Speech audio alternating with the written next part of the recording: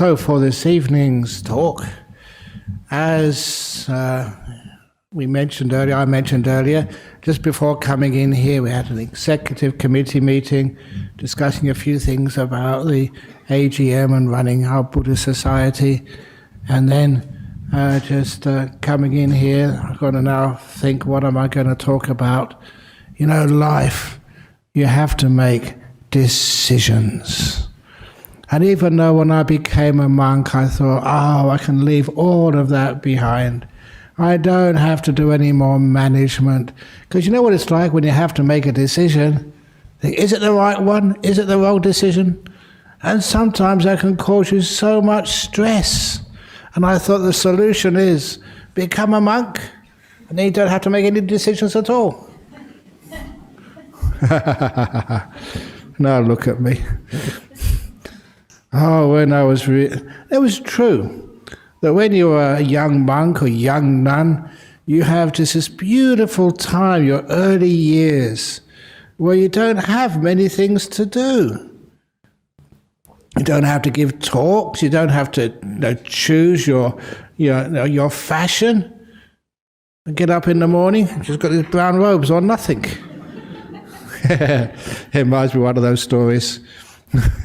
There was one monk, not Ajahn Brahm, but one of the other monks. He came from Norway, and he was really a good monk, and he came and ordained at Bodhinyana monastery, and then, he needed to go and visit his family back in Norway.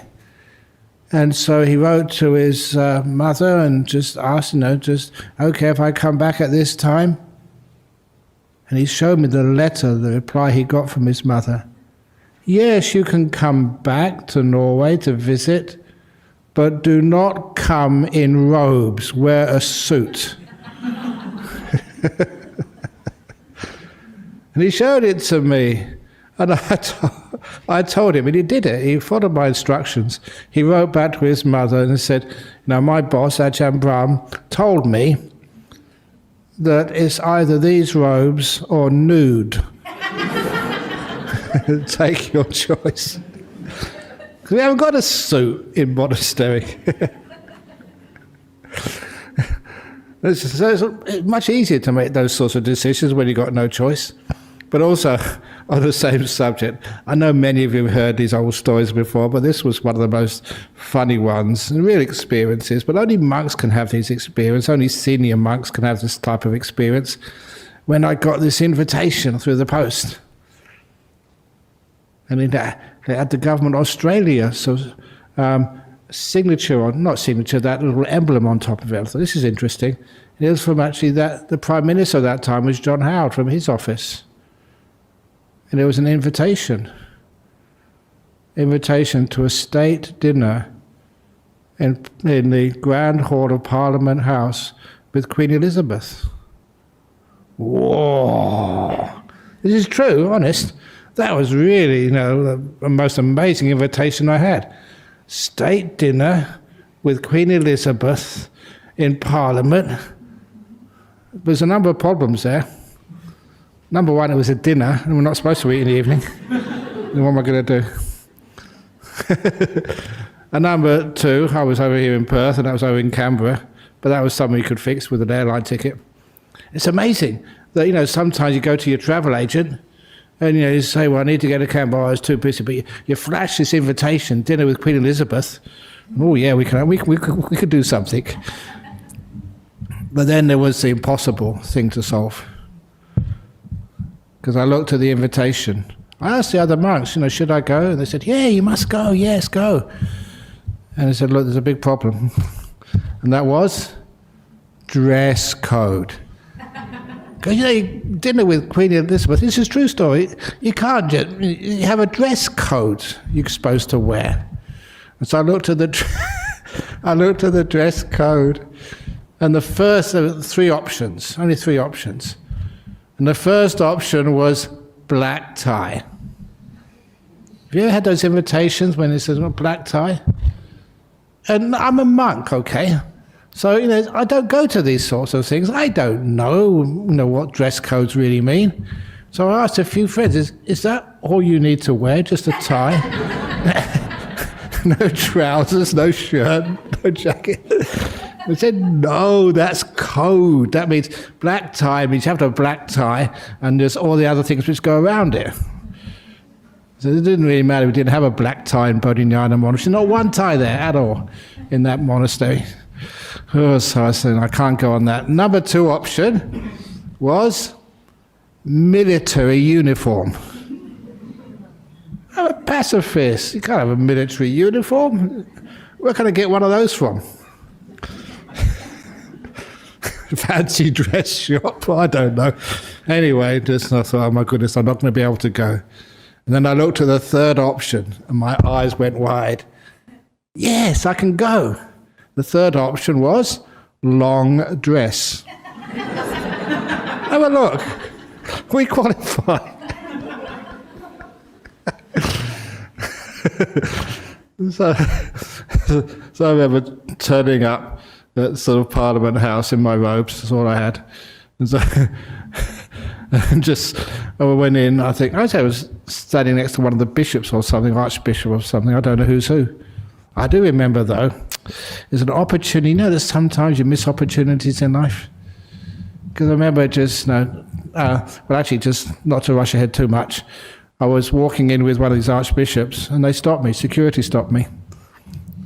Honestly, they asked me, "Are you meant to be here?" And I flashed my invitation, so okay, go in.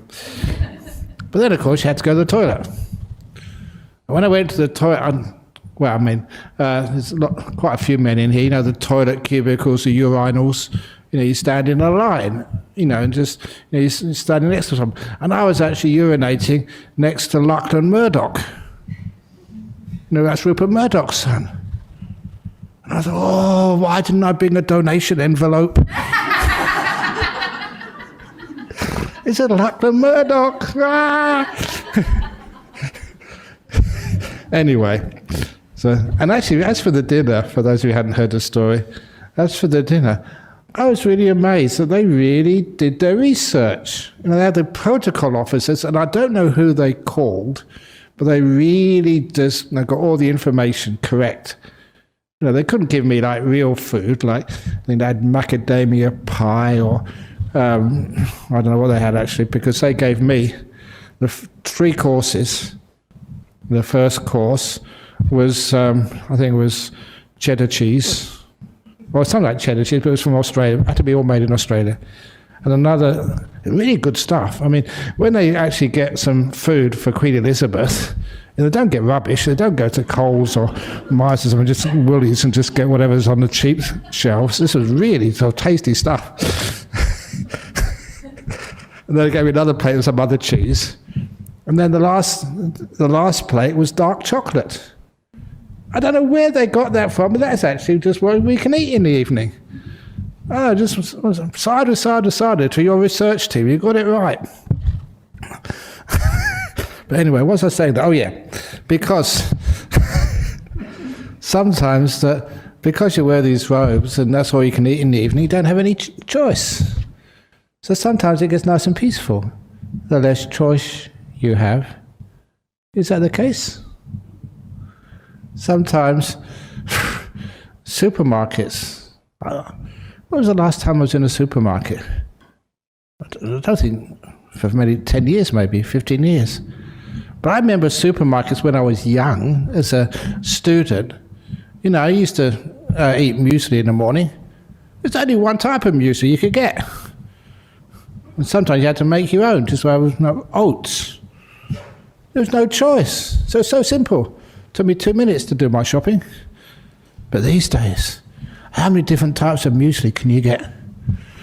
You can get sort of organically grown muesli, free-range muesli, fair trade muesli, no organic, what's it called?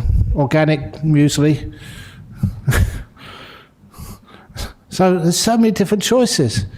Must drive you people crazy. All the decisions you have to make just to actually to get some muesli in the morning.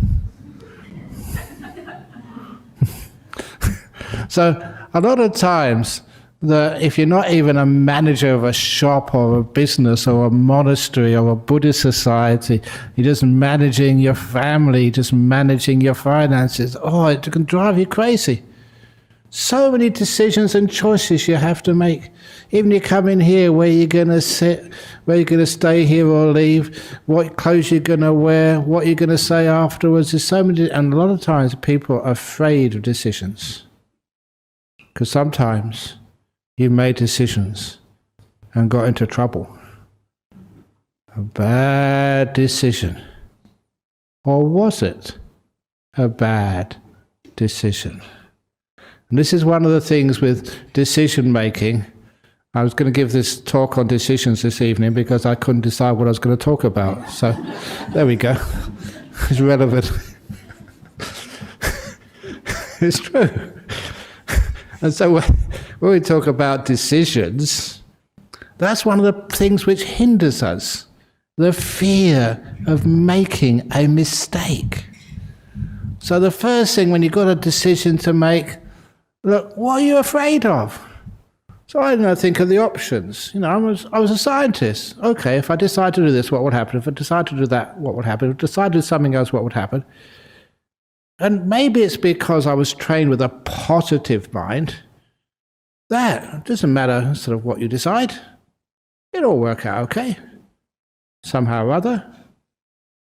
And that sort of attitude, it was instilled in me, taught me by Ajahn Brahm, who trained me. Just whatever happens, it's all going to be okay. Even that time when, 44 years ago, about that time, 44, 45 years ago, I was in this third, Thailand was a third world country 44 years ago. Ubon Ratchathani, that was the backwaters of Thailand, the northeast. In the hospital there, in the monks' ward of the hospital, with typhus fever, scrub typhus. We didn't know what it was. And that was a really scary hospital.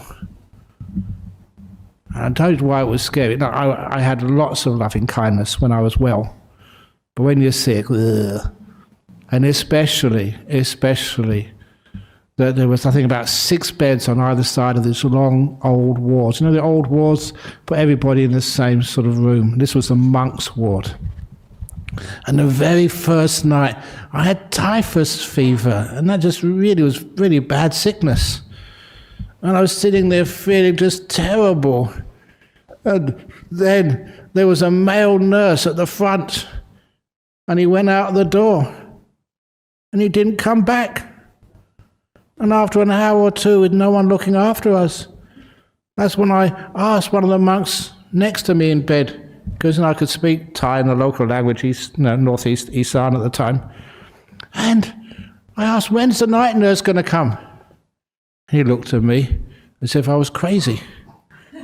Said, what are you talking about, night nurse? There is no night nurse. If something goes wrong at night, it's just unfortunate karma.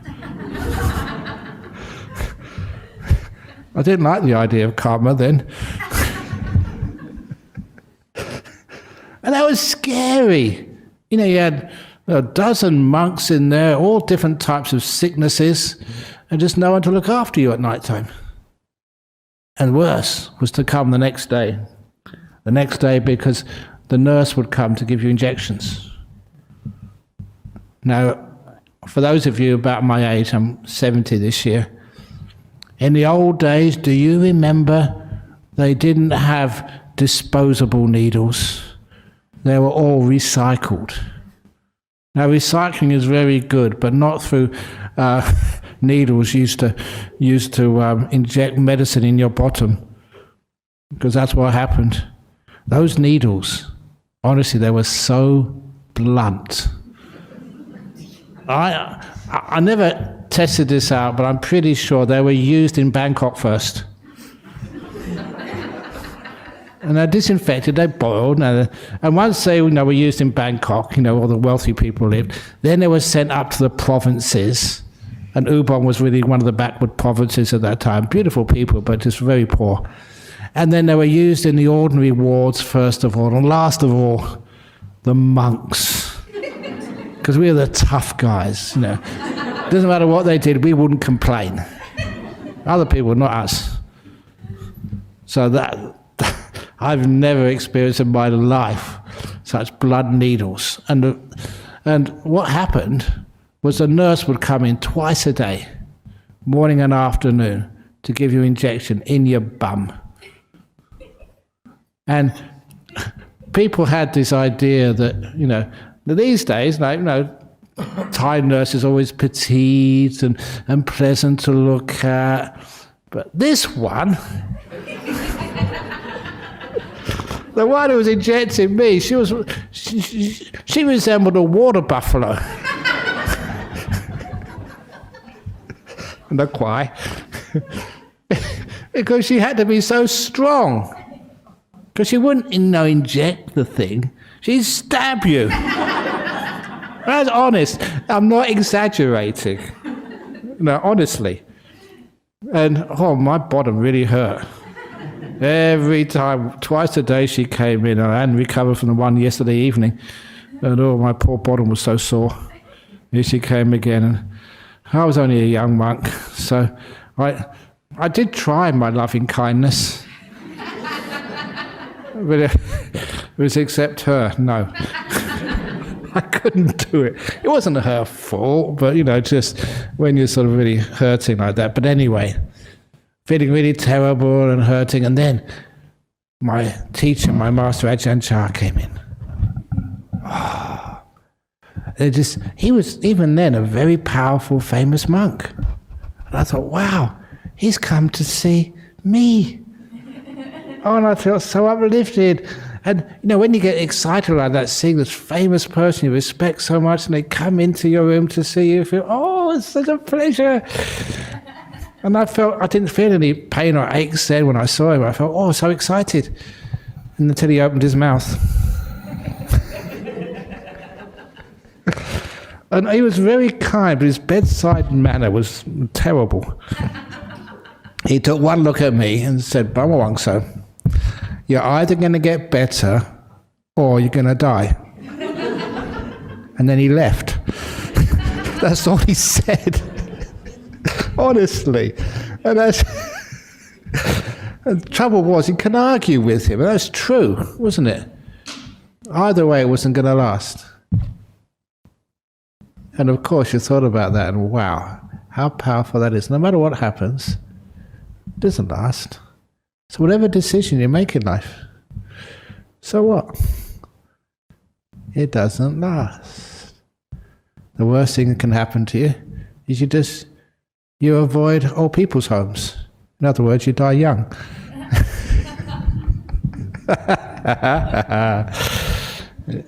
So you can always see the positive side in things, and that's why when you make decisions, when you have no fear, well, you know, obviously, you know, you're just responsible and you're intelligent, you do your research, but if you make the wrong decision, very often when I make decisions here about what to talk about, what joke to say or what joke not to say, sometimes when I say that, the monk sitting next to me says, "I hope he doesn't tell that really nasty joke." But the joke today, somebody sent me this book last week. It's really on Buddhist jokes. Really nice. Only one line, it's very easy. And it has the saying on the front, "Letting go is the only thing I've got left to hold on to."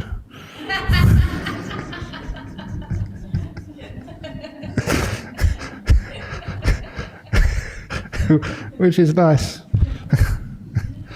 And especially being a monk, just if ever I feel sort of insufficient, that's not good enough. I should do better than that. You didn't get that one, did you? Maybe is the way I said it. But anyway, I decided to give it a try anyway. And who cares? It doesn't really matter, because when you're not afraid of failure and making mistakes, that is when your decisions are easy to make. When we make decisions, what if it goes wrong? What if it doesn't work? You know, sometimes it's wonderful if it doesn't work. You learn so much when you make a decision and sometimes it doesn't work out. And this is one part of philosophy of life, which I think I've shared with you. Please never be afraid of mistakes. Mistakes is where we learn. If we didn't make mistakes, the only place you could not make mistakes, you stay in your house and never go out at all. The times when I was young and just cut myself and bruised myself and that's where I increased my immunity. So these days I hardly ever get any infections or anything. My immune system is pretty strong because just messing around in my youth. When somebody says, why don't you try this new path for your career, give it a try. That was also encouraged for me. I was in a university in a science degree, and there the people said, don't just do science. Just go and experiment. See what else is on offer in this great university. And if you do an experiment, if things blow up, said, well done. At least you're showing that you're courageous in your search for truth. And in that university, I'm sure that 100 times experiments went wrong and they didn't work at all. But the one time when it worked, that's where they made great breakthroughs in science. Because you have to have that courageous. There's never any breakthrough, never any new invention made without hundreds of failures going on alongside. They're also part of life. That is where we learn. And even though I'm a monk, okay, been a monk for 47 years, very happy monk, even so, sometimes you get people come and they just want a little bit of counselling, a little bit of support. And again, sometimes that one of the most important parts of your life is your relationships, especially marriage. I don't know why it is, but it's very often a person comes up and their relationship has all fallen apart. They're very devastated. And they come and ask me for help. I say, well, why are you coming to me? What do I know? I'm a monk. It's something really weird about that. Even this is not in Buddhism, but even in, say, Catholicism, they get the priest to marry you. What do they know about marriage? What about me? The monks, the nuns, what do we know? So why do you come and ask? Because there's something about being outside of all of that. It's almost like you're up in a mountain looking down upon everybody and finding out what actually happens without being influenced personally by what you're doing. But anyway, a lot of times that I tell people, especially young men and young women, if you haven't had your heart broken a few times, how do you know what love is? And I think, wow, that's really good. Phew. I made that up. But it is true, because sometimes we have expectations of life which aren't really true, which aren't really valid. And sometimes we need to almost like purifying gold, we need to heat it up, with something that is quite hot and even painful, but we heat it up to get some real understanding that what is the right way to have relationships. And we need to learn that. We never get it right first time. We make mistakes. When we make mistakes, that's a wonderful part of life. So when people keep sort of putting down mistakes and discriminating against mistakes, I really want to start a movement, sort of mistake rights. Just to have all sorts of other rights in this world. It's okay to be wrong. Have you ever been wrong? You're wrong again. Of course we make mistakes, but imagine that we're not ashamed or afraid of making mistakes. How would your life change? How it would change would mean it would make more opportunities open for you. You won't be so much afraid of making decisions. Even like when becoming a monk or becoming a nun or joining our committee. Oh, I can't do that. How do you know? Have you ever joined the Buddhist Society of West Australia Committee? How do you know what it's like? You know, that's illogical, irrational. Give it a try. See what happens. If you make a mistake, you learn so much. You learn not to listen to Ajahn Brahm. All the things he says. Now, what it means is you become a far more alive person when you're willing to make mistakes. And when you're willing to make mistakes, also, you just don't, number one, you don't hide them. You know, we have all this morality which we're supposed to teach as a religious person. But instead of teaching people what to do, I always think that we should teach people why to do it. Not what to do, but why to do it. And I think that's more important. And, you know, one of those precepts, somebody, I don't know where she is, but, you know, she asked me to sign her application form to join the cult of Buddhist Society. Oh, it's not a cult, sorry. the Buddhist Society of West Australia. And there you're supposed to get the 5 precepts. And so I've done this to quite a few of you as well. You know, when you join up on the 5, do you know the 5 precepts? What's number 4? What's number 2? Why do people tense up when I play those games? The reason why they tense up is because they're afraid of making a mistake. Instead, we say it's okay to make mistakes. That's where we learn.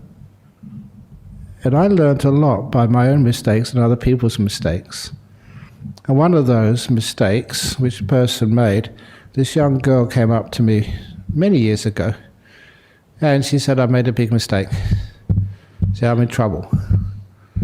Big trouble. Girl trouble.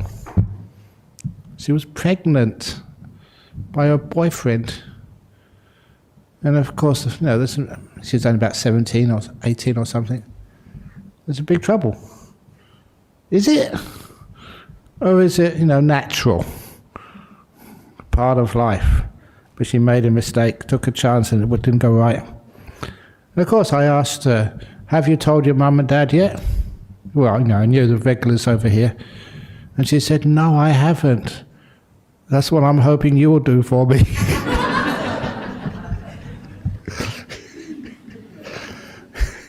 And, you know, I was just really touched, you know, that, you know, she would trust me that much and actually give me the privilege, the honour of actually helping her out of a difficult situation.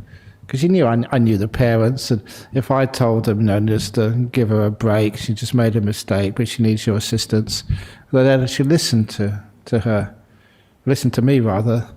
But anyway, I also asked her, just, well, why don't you tell your parents? And what she told me, that was a great gift she gave to me. She said, no, they'll kill me if they found out. And that just opened up this whole area of, why do people lie? Why don't they tell their parents they made a mistake, something went wrong? Why can't people just be honest? Oh, because they'll kill me if they find out. If my boss finds out that I wasn't sick, but I just went to a meditation retreat for the weekend, oh, that would really give me a hard time. Why are people afraid of telling people the truth? And if you have that lack of fear and have this beautiful thing called amnesty, we all make mistakes. You just admitted that sometimes you're wrong. How about telling the people you respect and love, your friends, your family, yeah, I made a mistake, I shouldn't have done that. That is much better than lying. How about just, you know, Mr. Morrison just putting, oh yeah, people of Australia, I made a big mistake. Have you ever seen a politician actually admitting that they've made mistakes? The reason why is they're afraid. The newspapers will say, you're incompetent, you can't make any more mistakes, you shouldn't be running our country. When, you know, I met a few prime ministers, they're human beings as well. Imagine if the politicians did put their hand up and say, I made a mistake, that was a really wrong decision, I should have made that decision. and they take responsibility for it. Well, they might even change politics.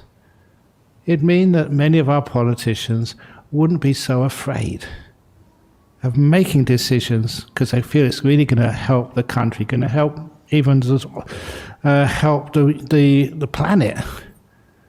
And they've got the courage of their convictions because they're not afraid of being judged for a wrong decision. And sometimes, again, I'm all sorts of spiritual directors of this and spiritual dictators of that, and spiritual... That was one of my epithets.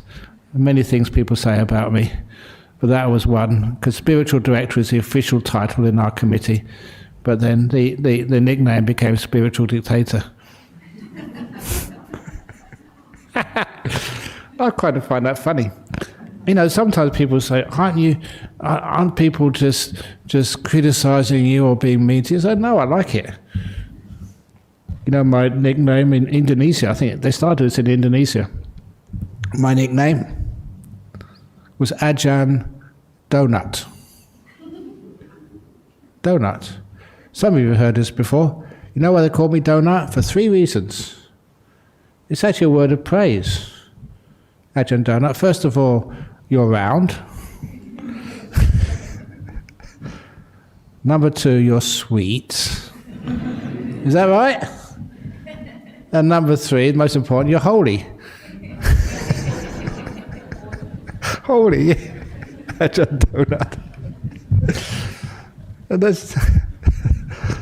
And sometimes I appreciated it because sometimes, especially as a monk, senior monk, that sometimes you can feel so full of yourself. You can feel just so proud, arrogant, elite, entitled. And I've seen people like that, and it's disgusting to see. And I never, ever, ever want to be like that. Entitled. As if somehow or other you're different than others. So I like it when people tell funny stories like that and call me Ajahn Donut. It makes me more human. So anyway, making decisions in life is... I found out just all those decisions I've made in my life, and many of them, I'm now 70 almost, so it's like you go out a door, and you can turn left or you can turn right, just simplifying the decision making. Which one should you do?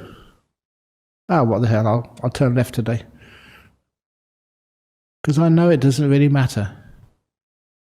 What really does matter, though, is I make the decision reasonably quickly. I don't ponder, oh, should it be left, should it be right, should it be right, should it be left? Maybe I'll go and look on Wikipedia and find out which is the best way to walk. And Google Maps might be better because that gives you directions. Or should I go and ask experts on which way is the best way, left or right? Or should I actually check the weather because maybe go left, it's a storm, maybe go right, it's nice weather. Should I go and ask my friends? And that's ridiculous, isn't it? That's what sometimes people do. They're really hopeless at making decisions. They procrastinate too much. As for me, I put off procrastinating till later on in my life. That's a joke. I'm really having a hard time with my jokes today. Don't mind. Put off procrastination till later on in your life. Anyway, back to, where was I? Oh yeah, making decisions, left or right. What's really important is you don't waste energies on your decisions and worry about, is it the right decision? No one knows what the right decision or wrong decision is. You just make a decision and then you make it work. You save your energy till after you've turned left or right. And then you make that work. It doesn't really matter what decision you make. What really matters is how you commit to that decision afterwards and how you really make it work. So that's why, if any of you sort of think you want a partner in life, you're not married yet, and you're looking for someone, no, just anyone will do.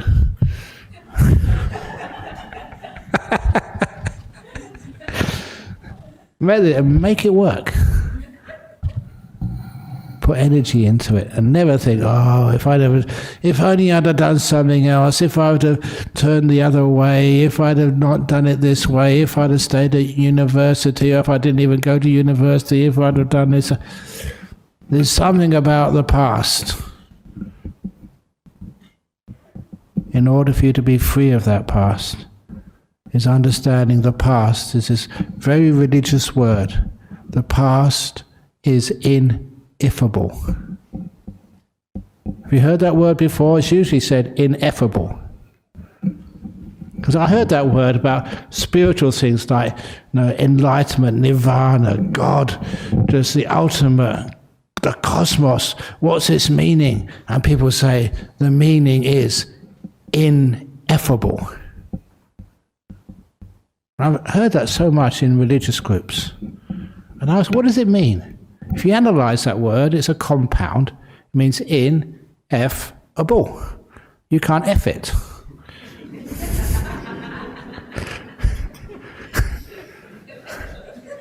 So it's true, you can't F enlightenment or God or anything. If you do, you're in trouble. It's ineffable. But it didn't really mean anything except just, making it funny. But of course, I always think that you give it a meaning, something a bit more powerful. And of course, that's why I invented the word ineffable. You can't if the past. If I hadn't come to Australia, if I hadn't come to the Buddhist Society of Western Australia to listen to a talk this evening, if I hadn't given a donation, if I had to give, if I'd have joined the committee of the Buddhist Society of West Australia. You don't know what might have happened if you turned right instead of left. No one can say. Which is one of the reasons why when you make a decision, the decision is made and you make it work and you never go back to see, was that decision right or wrong? There is no such thing as right or wrong from the past. You did it, it happened, and you learn from it. You grow from it. And you get such amazing experiences from it. Sometimes, I thought, oh, why did I come to Perth? I could be this wonderful monk living in a cave in Thailand now. Just really peaceful, nothing to do all day, just no talks to give, no sort of houses to bless, no people to talk to, just perfectly freedom. Look, I could have retired by now. But my retirement is not even a possibility in the distance. I've got no superannuation. I've got no pension. I've got no place to live other than my little cave in Bodhinyana Monastery. Did I make the wrong decision? That was pretty quick. But of course, I never even think of things like that. Because I know the past is ineffable. You don't know what might have happened. What I do know, I'm here. And I'm going to make it work. So when I said turn left, turn right, which should I do? I make sure that once that decision is made, I give it everything I've got. Make it work. And if eventually, it doesn't sort of go the way I expected, actually nothing goes the way I expected. Does your life go the way you expected? If I'd have asked you 10 years ago, 20 years ago, would you be spending Friday night sitting on the floor with sore legs, listening to a Buddhist monk give a crazy talk? Would you have been able to predict this? Of course not. But here you are. So you make it work. So because of things never go the way I expect them to, but that's part of life. And I learned so much from that. Give as much energy as I possibly can. And that's actually just a beautiful story, which just comes to mind. I usually tell this when we're doing fundraisers. They always need funds for something or other, because we spend too much. Not the monks. The monks, we don't spend anything at all. I'm looking at president of our committee. That's all good stuff. But anyway, a story from Ajahn Chah. Sometimes people really do think that religion and spirituality has to be profound and difficult to understand. And I mentioned that before. If you go to a talk, by me or by somebody else, and it's a really deep talk, and afterwards you go outside, you tell your friend, that was really deep. He said, yeah, it was really deep. I didn't understand a word of it, but that's why it was deep. But hopefully you can understand what I say here. And does that mean it's not deep? That's one of the great things with an Ajahn Chah. He's some incredible deep teachings, but they're so easy to understand. But one of the things which he didn't tell me, he told this man from Sydney. And this man from Sydney had heard this great enlightened master in northeast of Thailand. He wanted to go and see him and ask some questions.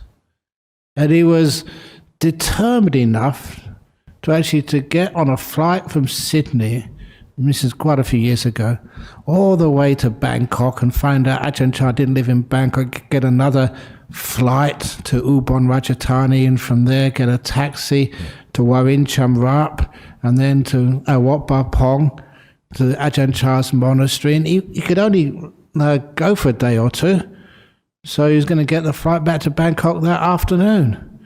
And so he found out where Ajahn Chah's hut was, and Ajahn Chah was surrounded by all these people.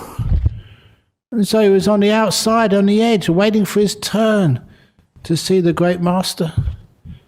He was waiting, and waiting, and waiting, getting no closer to Ajahn Chah. And after a couple of hours of waiting, he thought, waste of time. He come on this great journey all the way from Sydney to the northeast of Thailand for one reason, and he hadn't achieved his goal. So he got up, quite depressed, walked over to where the taxi was going to pick him up, to take him to the airport to get his flight back to Bangkok and then connection back to Sydney. And then he realized the taxi was not going to come for another 45 minutes or hour. So he saw some monks. They were picked up brooms to do some sweeping. So he thought, well, why not? At least I could do some good karma, and I'd just do some sweeping. So he picked up a broom and started sweeping. And as he was sweeping, he told me this story in Bodhinyana Monastery. I never heard this story before. And he was sweeping away, and then he felt a hand on his shoulder. And he wondered, who did this? So he turned around, and that hand belonged to Ajahn Chah. And Ajahn Chah was standing about half a meter away, hand on his shoulder, just smiling at him. And he said something which was translated by a translator. So if you're going to sweep, give it everything you've got. And then Ajahn Chah smiled and went away. And he told me that little saying changed his whole life, because he realized that was from not just an ordinary person. Ajahn Chah had often seen, and obviously seen, this Australian man. He must have been young, about 30 at the time. Seen this man come all the way from Australia, hadn't got a chance to ask any questions, and Ajahn Chah didn't have any time to do anything except give a very quick teaching. If you're going to sweep, give it everything you've got, 100%. And he realized that was not just about sweeping, it was about life. When he was at work, in his office, he gave that 100%. He never thought about his family or his health or anything. It's 100% work. And when he was driving home after work, 100% to drive home carefully. When he was with his family, he was with his family, gave his family 100%. Didn't even think about work. And when it was time to go to bed, he gave sleep 100%. Never thought about anything else. He gave this 100% effort to everything he did in the moment, one by one. And he said because of that, his family life flourished. He always had time for his family, because when they're in front of them, he was in front of them, he gave them 100%. He never thought about his work, so I'm tired, or watching the TV. When he had his food, he gave food 100%. He never watched the TV while he was eating or talked when he was eating. He just made sure he ate and enjoyed his food. And his business, he gave that 100%, and he flourished, he became very wealthy. Everything about that little teaching, he said that was such a wonderful teaching, it really changed my life. When you're listening to a talk, you give listening 100%. Are you doing that? And last of all, when you go past the donation box, give it everything you've got. Thank you for listening. Finish off the talk.